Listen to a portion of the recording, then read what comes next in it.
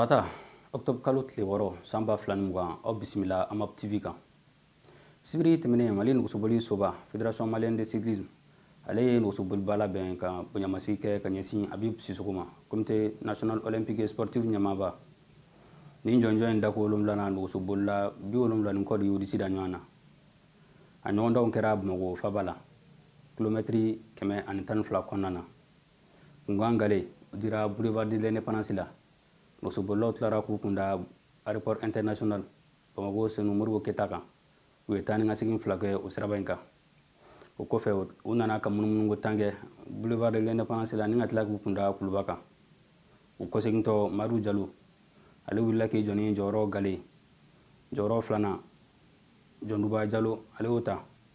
Yaya Jalo ale nana jɔyɔrɔ sabanan na.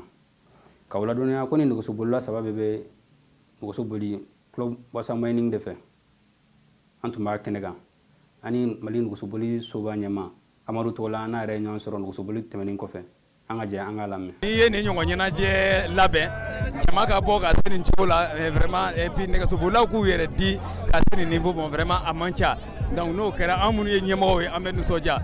Janko ɲinan ta in a sankɔrɔ ta Burukinabe u nana. Il est vrai que u ma jɔyɔrɔ sɔrɔ, dɔ ye nɛgɛsogo problème sɔrɔ. Mais tiɲɛna u ka na an ka ɲɛnajɛ la a y'an sankɔrɔ ta kosɛbɛ. An bɛ fɛn fɛn na bi ne bɛ yan bi sini ne bɛ taa fan wɛrɛ fɛ ne bɛ taa o ko di mɔgɔ wɛrɛ bɛna bila ne place la mais o tigi bɛna don min na o k'a sɔrɔ vraiment an ye u k'a fɔ k'a fɔ tiɲɛna minnu bɔra u ye baara kɛ mais n'i y'a ye nɛgɛsoboli yɛrɛ sera yen mina bi n y'o de fɔ mɔgɔ kelen tɛ bureau ne de ye président ye mais bureau de ka cɛsiri y'a kɛ parce que n'i ye mɔgɔw ɲɛ fɔlɔ mɔgɔ tun tɛ 30 don nɛgɛso la mais mɔgɔ bɛ 6 don nɛgɛso la k'a di denmisɛnninw ma sisan o kɔrɔ ye ko fédération mɔgɔw aw ye baara kɛ donc an b'o foli lase aw ma donc vraiment an b'a ɲini aw fɛ halisa bɛɛ an k'an janto ɲɔgɔn na an k'an timinandiya diɲɛ ye wagati ko de ye anw bɛ yan nin na bi nin b'an bolo bi mais don nataw la an bɛ kɛ fan wɛrɛ fɛ ni kɔrɔ m'an dɛsɛ fɛn wɛrɛ n'an dɛsɛ donc vraiment an ka jija o la an ka ɲɔgɔn minɛ an b'a la wagati min na an ka ɲɔgɔn kun ka sabali ɲɔgɔn kɔrɔ walasa vraiment an ka laɲini ye min ye o ka se ka sabati. O tɛmɛnen kɔfɛ an bɛna an da don an ka bololancilaw ka kunnafoni laban minnu bɛ k'olu lase aw ma ni nanzaraw ko basketball. O tile 13 baaraw tɛmɛnen kɔfɛ musolakaw fɛ yen nɔ stade malien ale de bɛ jɔyɔrɔ Gale na a ka kuru ye 25 ye. Joliba ale bɛna jɔyɔrɔ filanan na a ka kuru ye 24 ye. AS Polisi ale bɛ jɔyɔrɔ sabanan na a ka kuru ye 22. Sandu Bintu Dambele ale fana ka kuru ye 22 ye ale bɛ jɔyɔrɔ 4 na mais ale bɛna AS Polisi kɔfɛ ka d'a kan u ka ɲɔgɔnye 2 la AS Polisi ye san sɔrɔ olu kan.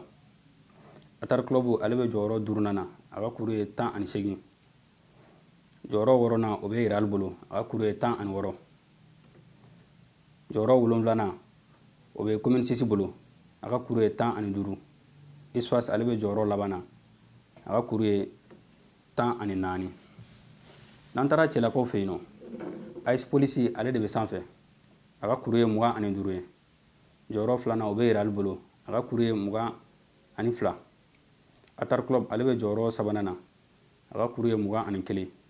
AS Monde n'ale yɛlɛla ɲinan yɛrɛ ka na ŋanaminɛŋanaw ka kɛnɛ kan ale ka kuru ye 20.